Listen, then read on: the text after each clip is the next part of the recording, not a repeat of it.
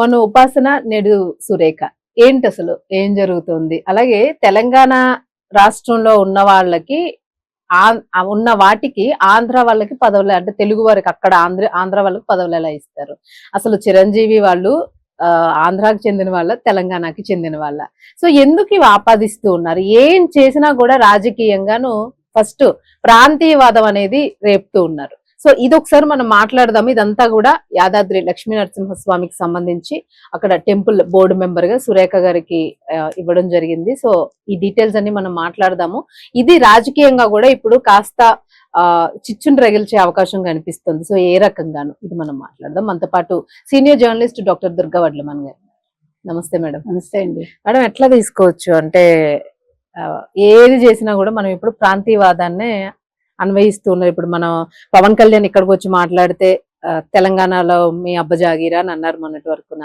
ఈ రోజు చిరంజీవి గారు సురేఖ గారికి యాదాద్రి లక్ష్మీ నరసింహస్వామికి సంబంధించి బోర్డు సో అది ఇస్తే అదేమో అక్కడ తెలుగు రాష్ట్రం ఆంధ్ర వాళ్ళకి ఎట్లా ఇస్తారు అని అన్నారు. సో మరి ఎందుకు ఇదంతా వస్తుంది? రాజకీయంగా ఇదేమైనా కొత్త జలుబు తలనొప్పి ఒళ్ళు నొప్పుల నుంచి ఉపశమనం శాస్త్రీ బామ్. జలుబు తలనొప్పి ఒళ్ళు నొప్పుల నుండి ఉపశమనం శాస్త్రీ బామ్ ఇప్పుడు 5 రూపాయల ప్యాక్ లో కూడా. నాకు ఇప్పుడు ఒక ఆలోచన వచ్చింది.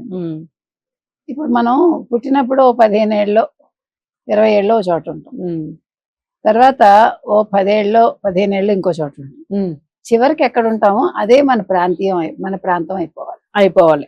ఇలా కొత్తగా డిసైడ్ అవ్వాలి. కరెక్టే మేడం. ఇది కొత్త చట్టం తీసుకురావాలి. ఎందుకంటే ఏది కూడా మనం అనుకుని చెయ్యం కదా. ఇప్పుడు నేను ఇక్కడ పుట్టాలని అనుకుంటానా? అనుకోరు. మీరు హైదరాబాద్ లో ఉన్న వాళ్ళైనా మీ అమ్మగారు వాళ్ళు ఎక్కడో ఉంటారు ఆంధ్రాలో, మీరు అక్కడికి వెళ్తారు, డెలివరీ అక్కడ చేసుకుంటారు. నేను అందుకని నా కూతుర్ని ఇక్కడే కన్నాను ఆంధ్ర. నేను మెడ్రాస్ వెళ్ళకుండా ఈ గోళాలు భరించలేక నేను ముందుగానే ఊహించా ఇవన్నీ వస్తాయనా, ప్రాంతీయవాదాలు వస్తాయి. ఎందుకు మా అమ్మాయికి ఇబ్బంది అవుతుంది? ఎందుకంటే దానికి సంబంధించిన ఒక ఐడెంటిటీస్ ఇవన్నీ కూడా ఉంటాయి కదా. ఈ గోళ్ళని ఎక్కడ పడతాం మనం? అందుకని ఇప్పుడు నేను ఎక్కడ పుట్టాను కాకుండా నేను ఎక్కడున్నాను, ఎంతకాలం ఉన్నాను, నేను ఎక్కడ గిట్టాను, ఇది ముఖ్యం. గిట్టడమే ముఖ్యం. అసలు ఎన్ని సంవత్సరాలు ఎక్కడ ఎక్కువ లాస్ట్ అంతే కదా. గిట్టడం అంటే చనిపోవడం. అదైనా తీసుకోవచ్చు. లేదంటే మనం పిల్లల్ని ఎక్కడికి అంటున్నాము అది కూడా అక్కర్లేదండి. పిల్లల్ని చెప్పలేము. పిల్లలది ఎప్పుడు కూడా ఇప్పుడు ఎందుకు అన్నమాచార్యుల వారిది కూడా ఇప్పటికే కాంట్రవర్సీ ఉంది. అవునవును. వివేక రంగారావు గారు అంటారు అమ్మమ్మ ఇంట్లోనే కంటారు కాబట్టి అమ్మమ్మ ఇల్లే అంటారు. కానీ ఆయన పుట్టిన ఊరు వేరే ఉంటుంది. అవును. నేను ఎందుకు చెప్తున్నానంటే మనం కొన్నిసార్లు ఇప్పుడు నాలాంటి వాళ్ళు ఇప్పుడు మా అమ్మాయిని ఏమనుకోవచ్చు, మెడ్రాస్ లో పుట్టింది అనుకోవచ్చు, కానీ కాదు నేను హైదరాబాద్ లో కన్నా. అవును. అందుకని మనకు తెలియదు. అలా కాకుండా మీరు ఎక్కువ మీ జీవితంలో 50 ఏళ్ళు మీది అనుకోండి. 50 ఏళ్లలో 20 ఏళ్ళు ఫస్ట్ అయిపోతుంది. 18 ఏళ్ళు 30 ఏళ్ళు మీరు ఎక్కడ ఉన్నారు? 30 ఏళ్ళు 30 ఏళ్ళలో కూడా లాస్ట్ ఎక్కడ ఉన్నారు? ఇలాగ ఒక రూల్ తీసుకొచ్చి ఒక చట్టం తెచ్చేస్తే ఇది ఆంధ్ర వాళ్ళ తెలంగాణ వాళ్ళే ఉంది. లేదు, ఇంకో పని చేయండి. ఇప్పుడు అసలు మొన్న అది కూడా కాదు, మన ఉపాసనకి అదేంటి వైస్ చైర్మన్ గా ఇచ్చారు కదా, కో చైర్మన్ తెలంగాణ స్పోర్ట్స్ హబ్ కి ఇచ్చారు. తర్వాత ఈవిడెవరు కొణిదెల సురేఖ గారికి పాలక మండలి సభ్యురాలు, యాదగిరిగుట్ట ట్రస్ట్ బోర్డు వైటిడి, అది టిటిడి. అయితే ఈ తెలంగాణ వాదులు ఎవరైతే ఉన్నారో అలా ఎలా ఇస్తారంటే ఇప్పుడు మరి తిరుమల తిరుపతి దేవస్థానం పాలక మండలి బోర్డులో మరి తెలంగాణ వాళ్ళకు కూడా ఇచ్చారు. తెలంగాణ వాళ్ళు కూడా ఉన్నారు, కర్ణాటక వాళ్ళకు ఉన్నాయి, అసలు గతంలో అయితే తమిళనాడు వాళ్ళకు ఉన్నాయి, గతంలో అయితే అసలు మతం కాని వాళ్ళకు కూడా ఉన్నాయి, మహారాష్ట్ర వాళ్ళకు కూడా ఉండుంటాయి. We are not saying any objection. అవును, దేవుడు అందరి వాడు. అవును, అంతే. ఇక్కడ ఇంకొక పాయింట్ నేను ఏం చెప్తానంటే, ఓకే అసలు ఆంధ్ర వాళ్ళు ఉండద్దు, ఓకే డన్, మొత్తం అందరినీ పంపించండి, మార్వాడీస్ని, కన్నడ వాళ్ళని, తమిళ వాళ్ళని, మహారాష్ట్రియన్స్ ని, ముస్లిమ్స్, బంజారా వాళ్ళని, ముస్లిమ్స్ అందరినీ పంపించారు. వాళ్ళు ఎవరు గోండుల్ని, తెలంగాణలో పుట్టి ఆ గడ్డ బ్లడ్ మాత్రం. అసలు తెలంగాణ వాళ్ళు, తెలంగాణ తెలుగు వాళ్ళు ఎవరో మీరు గుర్తించి వాళ్ళనే ఇక్కడ పెట్టండి. సరే, మీ పండే పంటలు మీ తిండితోటే మీరు ఏ రాష్ట్రం నుంచి ఏమి దిగుమతి చేసుకోకండి. అవును, హ్యాపీగా బతకండి.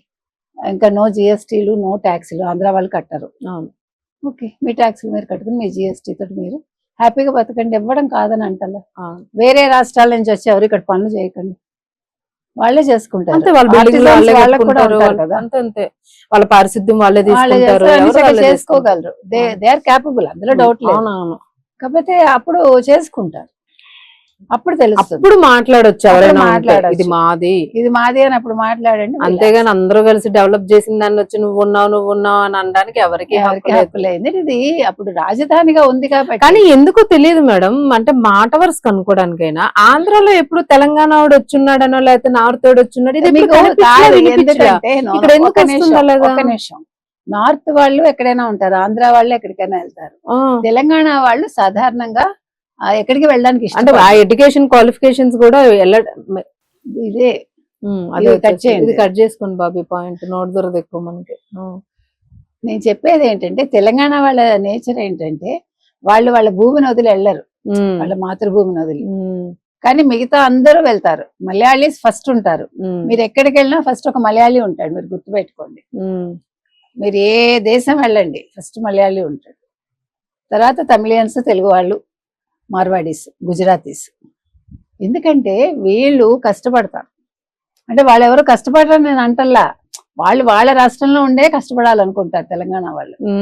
మిగతా రాష్ట్రాలకు వెళ్ళడం, ఫ్యామిలీని వదలడం వాళ్ళు చేయరు. కానీ ఒక్కటి చెప్పిన శౌర్య, ఎంత కష్టం అంటేనండి, ట్రాన్స్ఫర్బుల్ జాబ్స్ ఉంటాయి మనకి. ఎంత బాధ వస్తుందంటే, ఒక 2 ఏళ్ళు ఒక చోట ఉంటారు, మీరు అలవాటు పడతాం. మన ఫ్రెండ్స్ ని అందరినీ వదులుకుని వెళ్ళిపోవాలి. ఇంకో ఆ బాధ మేము ఎన్నిసార్లు పడ్డామంటే, అదే అనిపించింది నిన్న. వీళ్ళు వెళ్ళిపోండి అంటే చాలా కష్టం అనిపించింది. ఎందుకంటే అది వాళ్ళకి ఆ బాధ తెలియదు.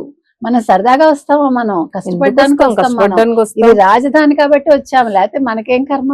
మేడం ఇంకోటి ఏంటంటే, అట్లా కాదు, ఇప్పుడు కొంత తీసుకుంటే గతంలో ఉమ్మడి రాష్ట్రం కదా మేడం, అదే చెప్తున్నాను, ఆంధ్రప్రదేశ్లో రాజధాని అది. అందుకనే అనుకున్నారు మీరు పని చేసుకోవడానికి రాలే, పని చేస్తాం మనం. గవర్నమెంట్ మొత్తం ఒకటే కూర్చొని ఆలోచిస్తే కళ్ళని నీళ్ళు వచ్చేసారు. ఏంటి మనం ఇంత కష్టపడి ఎందుకు అనిపించుకుంటున్నామని. ఇప్పుడు ఉన్న బలంగా మిమ్మల్ని వెళ్ళిపోమంటే వెళ్ళిపోగలరా?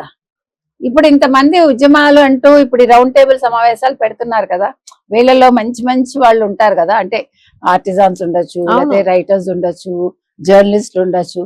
They are wasting their time కాదు. మీరు ఎందుకున్నారు? మీరు ఈ ప్రశ్నించే బదులు సరే ఎవరైనా వచ్చి ఉండని, మన రాష్ట్రం అభివృద్ధి చెందిందని ఎందుకు ఆలోచించారు మీరు? అంటే అభివృద్ధి కోరుకోరా మీరు? పోనీ మీరు అభివృద్ధి చేయండి, no doubt, sorry, no problem at all. ఈ ఊరికనే ఇలా మనం మాట్లాడుకునే బదులు. మేడం అసలు ఒక్కటే మేడం, మనం ఒక ఫైనల్ పాయింట్ చూడండి, దేశం బోర్డర్ లో దేశం మొత్తానికి సంబంధించిన విత్తనాలన్నీ అక్కడ ఉన్నాయి. డెఫినెట్ గా అక్కడ నుంచి పొమ్మడానికి అవుతుందా? అందరు ఉన్నారు, వాళ్ళు ఉండకూడదు, అక్కడ ఉండకూడదు. ఢిల్లీలో ఉన్న వాళ్ళ బోర్డర్ అక్కడ బ్లడ్ ఉండాలి అంటే ఎందుకన్నట్లేదు అసలు. అక్కడికి వెళ్ళి చూస్తేనండి, నేను వాళ్ళతో కూడా మాట్లాడాను. అసలు సరిహద్దుల్లో ఎన్ని ప్రాంతాలు మొత్తం. అతను చెప్పాడు నాకు, మేడం మీరు అనుకుంటున్నారు నేను కంటిన్యూస్ గా సిగరెట్లు తాగుతానని. ఎందుకు తాగుతాం మేము తాగకపోతే అక్కడ ఉండలేరు. ఏముంటుంది తీసుకోపోతే ఆ వేడిలో మంచు కొండలు, ఎవరు ఉండరు. వాళ్ళకి ఆఖరికి ఆ తిండి కూడా వాళ్ళు నిజంగా కష్టపడి తినాలి. వాళ్ళు అనాథ జీవుల్లో, ఇంకా అనాథలకు కూడా కొంచెం ఎవరైనా దొరుకుతారేమో, వాళ్ళకి అది కూడా కాదు. ఎవరి కోసం? వాళ్ళ స్వతహా లాభం కాదు, దేశంలో ఉన్న అందరి కోసం. మరి ఇవన్నీ ఆలోచించండి. ఎవడో పెట్టిన నిప్పుకి మీరెందుకు బలైతారు? నా బాధ అది. పొండి అని అనడానికి ఎవరికి హక్కు లేదండి, భారతీయులు. You don't have a right. నువ్వు కష్టపడి చూపించి ఎవడు కాదంటారు, మంచిగా సాధించు. ఇప్పుడు ఏంటి అపోలో వాళ్ళు ఎందుకు పెట్టారు ఇక్కడ? బసవ తారకానికి ఎన్ని లక్షల కోట్లు ఇవాళ భూమి అంటే, ఆ భూమి ఇచ్చిన రోజు ఎంత ఉంది దాని రేటు? అదే కదా. ఇవాళ లక్షల కోట్లు ఎందుకైంది? చంద్రబాబు డెవలప్మెంట్ ఉంది కాబట్టి, డెవలప్మెంట్ వల్ల.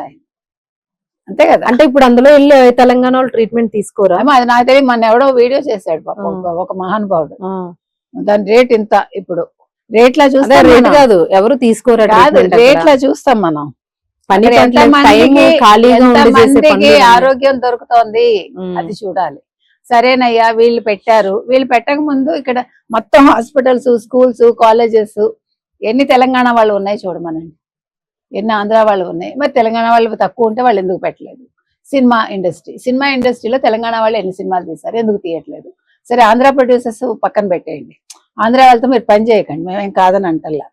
తెలంగాణ వాళ్ళతో చెయ్యండి కదా. అవును చేయండి, ఎవడొద్దన్నాడు? మీ వాళ్ళని పెట్టుబడి పెట్టమనండి. అవును. అవి చేశాక మాట్లాడండి. ఇగో మేము ఇంత ఈ చేసాము. రోజు ట్రంప్ అక్కడ నుంచి తరిమేస్తున్నాడు అంటే ఒకసారి తప్పు కాదనిపిస్తుంది మేడం. ఎందుకంటే ఈ రోజు ఉత్తి తెలంగాణ వాడు మన నేను పక్క ఎప్పుడో రాష్ట్రం చెప్పాను తెలుగు మీకు, వాడినే, ఏ రోజో చెప్పా, ఉమ్, తెలంగాణలో ఉండి నా తెలుగు వాళ్ళే వెళ్ళిపోమంటుంటే ట్రంప్ వెళ్ళిపోమంటలో తప్పే మరి ఉంది. ఇదే తెలంగాణ వాడు అక్కడ కూడా వెళ్ళి ఉన్నాడు ఉన్నాడు కదా. లేరా? అందరూ ఆ. యుఎస్ అని పరిగెట్టారు. ఆ, ఇప్పుడు వాడు అలాగే తగిలేస్తాడు. అంతే. మనకి ఏ భావం ఉందో యద్భావం తద్భవతి. తద్భవతి అవుతుంది అంతే. అందుకని కరెక్టే మరి తప్పదు. మీరు అన్నది. అది కరెక్ట్ కాదు మేడం. కలిసికట్టుగా ఉండాలి, అభివృద్ధి కలిసి చేసుకోవాలి, అభివృద్ధి చేసుకోవాలండి. కలిసి ఇప్పుడు నాకు నిర్మాణాన్ని బుర్ర తక్కువ ఉండొచ్చు, మీకు బుర్ర ఎక్కువ ఉండొచ్చు. ఉండొచ్చు. ఆ రెండు కలిపితే సమం అవుతుంది. రెండు రాష్ట్రాలు కలిసి ఉంటే అసలు ఎలా ఉంటది అసలు చెప్పండి. కలిసి ఉన్నాయనే విడగొట్టారు తమిళ చిదంబరం విడగొట్టారు. ఓన్లైన్ పోతే పోయింది ఎలాగా ఎడగొట్టారు. కనీసం మనుషులు మనసులైనా కలిసి మనసులు ఉంటే, విరగొట్టడం కాదు, రాజకీయంగా పక్కన పెడితే మనసుల్ని విరిపేస్తున్నారు ఇప్పుడు ఉండే రాజకీయ ఆ, నాయకులు వాళ్ళ అసలు స్వార్థం ఈ కోసం. సోషల్ మీడియా వచ్చాక మరీ వరస్ట్ మరీ గా తయారైంది. దరిద్రం.